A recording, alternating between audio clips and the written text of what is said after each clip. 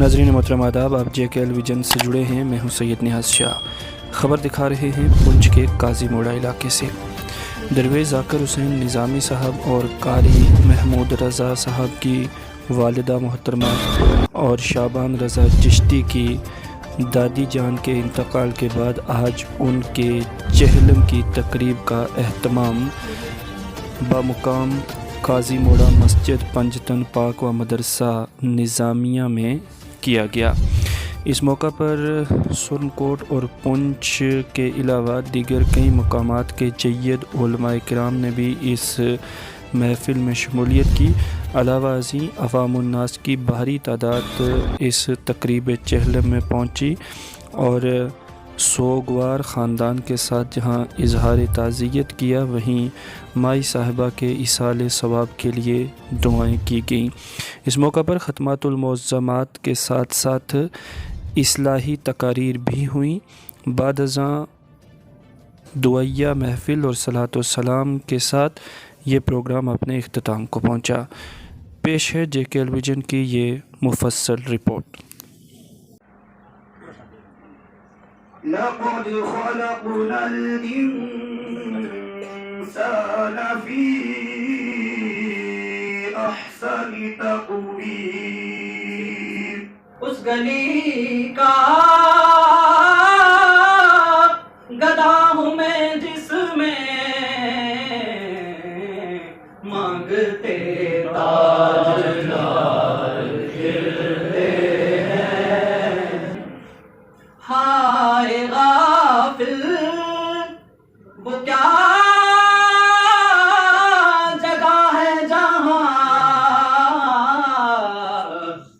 پانچ جاتے ہیں چار پھرتے ہیں، پانچ جاتے ہیں چار پھرتے ہیں۔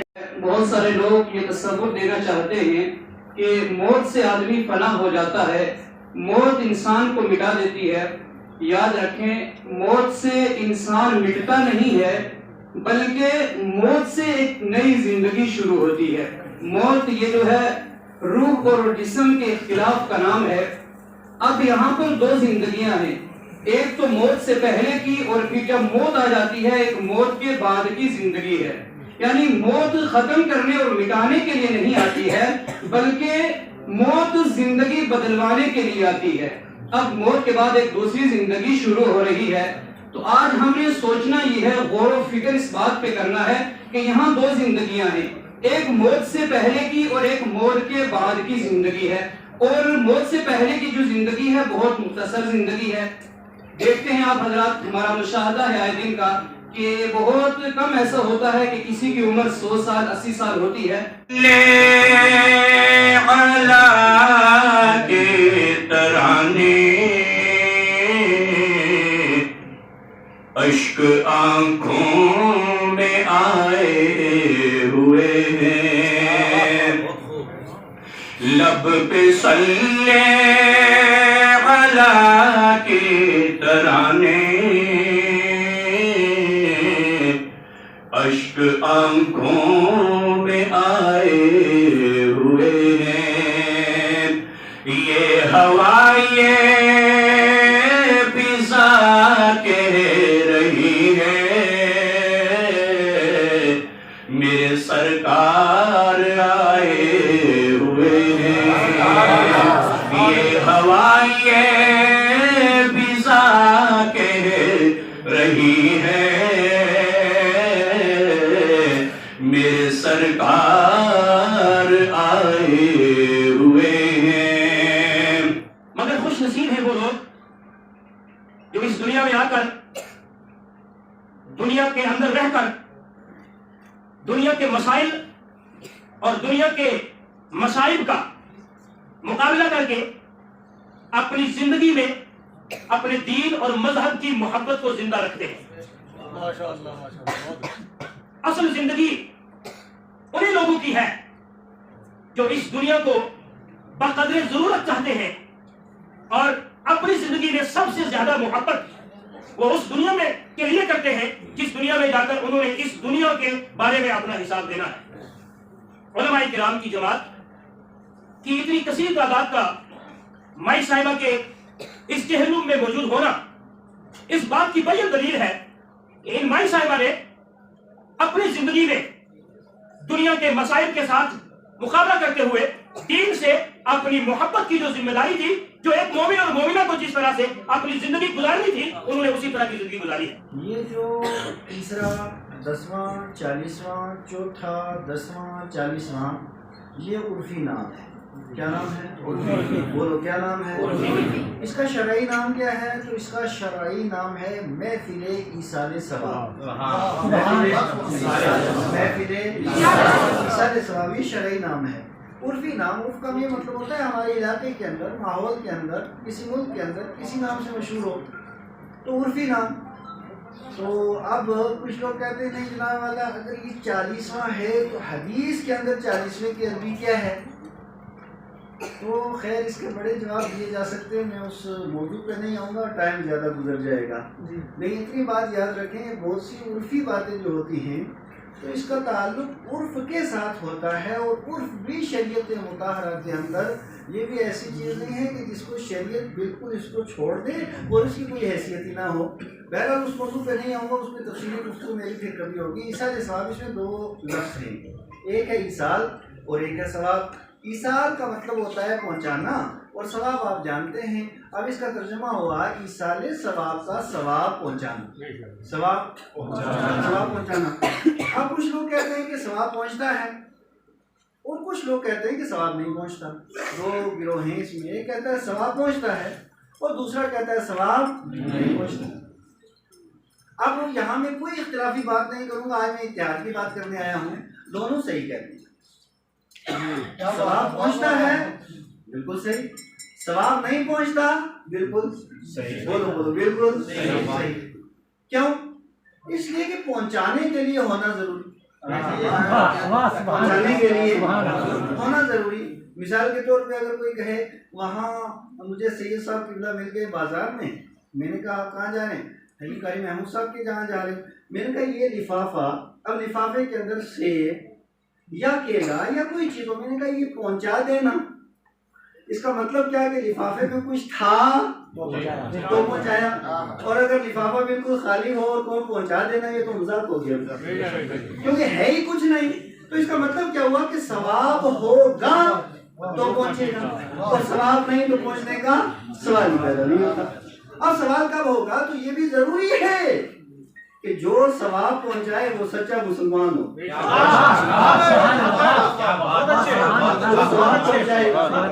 जो सवाब पहुंचाए वो क्या हो? सच्चा। जो सवाब पहुंचाए वो क्या हो? सच्चा मुसलमान हो। बेशक ये कुरान शरीफ खुदा का दस्तरखान है। थोड़ी सी इसके सिलसिले में बात जरूरी है, फिर मैं आपको आगे कि इसमें लिखा है कि आप और आपके असहाब जहाँ कहीं भी तशरीफ ले जाते हैं तो आप किसी आदमी को हुक्म देते, वो चंद आयात कुरान शरीफ की वहाँ तिलावत वो साहब करते हैं। उसके बाद अगली गुफ्तगू शुरू होती है। तो इसी तरह आपका ये दस्तूर था कि आप कहीं भी जाते आप तबलीग करते। एक जगह में आप पहुंचे जिसको चौपाल बोलते, चबूतरा, उसमें चंद लोग बैठते जाते में, तो उसमें अब्दुल्ला बिन उबई बैठा था। तो सरकार इस्लाम आपने हमारे शरीफ यानी गधे शरीफ पर आप तशरीफ फरमा, क्योंकि अरब में गधे पर सवारी को पसंद करते। और मैं आपको बताऊं कि मैं गधे से लेकर हवाई जहाज तक सवार हो चुका हूं। तो जब आप उस चबूतरे के पास तशरीफ ले गए तो उनके साथ एक आपके जानिसार सहाबी थे, उनका नाम था अब्दुल्ला इब्न रवाहा रज़ी अल्लाह अन्हु। तो आपने कुछ फरमाई आयत पढ़ के, यानी दावत दी इस्लाम की। तो अब्दुल्ला इब्न उबई जो अंदर से कुछ था और ऊपर से कुछ कुरान ने उसका ऐलान किया, तो उसके फौरन नाक से ऐसे कर दिया, क्योंकि सरकार इस्लाम के गधे शरीफ ने वो पेशाब किया था। तो उसने कहा हाँ ठीक है मोहम्मद, जब आप अपनी महफिल में जाएं तो आप सुनाएं, इस वक्त आप तशरीफ ले जाएं क्योंकि आपके इस गधे के पेशाब से बड़ी बदबू आ रही है, ऐसे कहा।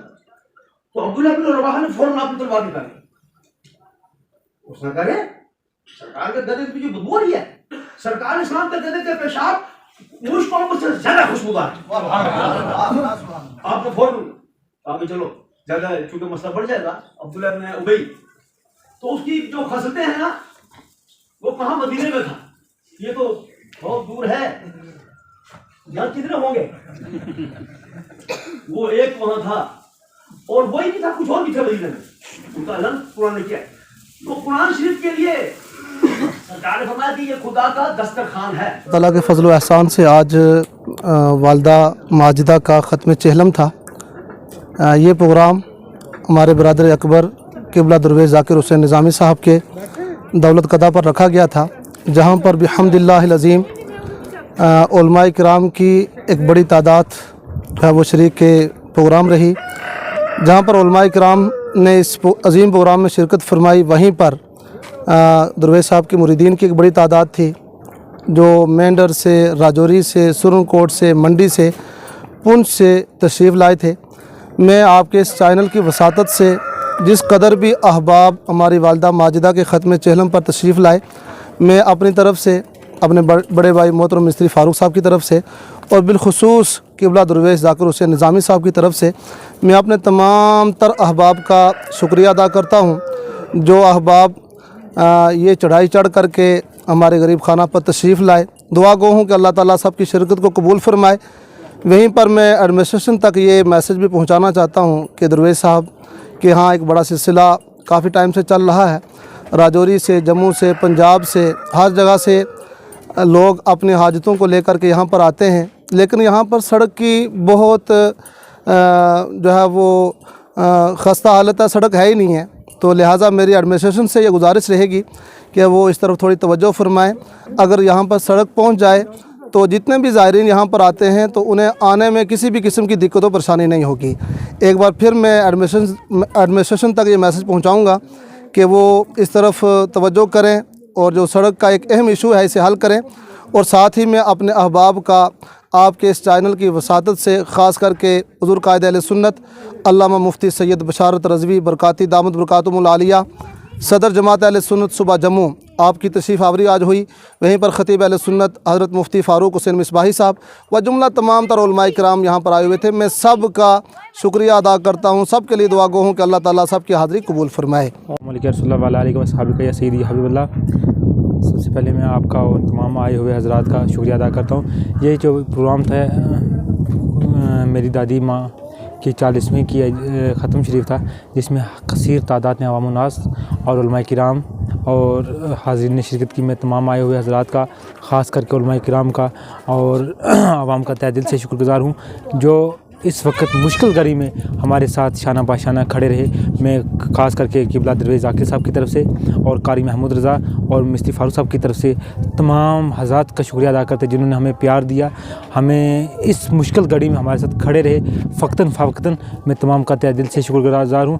آج بھی آپ نے دیکھا ہوگا کہ کثیر تعداد میں لوگ آئے اور لوگوں نے شرکت کی اور علماء کرام نے خاص کر کے جو بیانات فرمائے اور عوام نے سنے اور لنگر تقسیم ہوا میں اسی مناسبت سے آج کا پروگرام منعقد کیا گیا تھا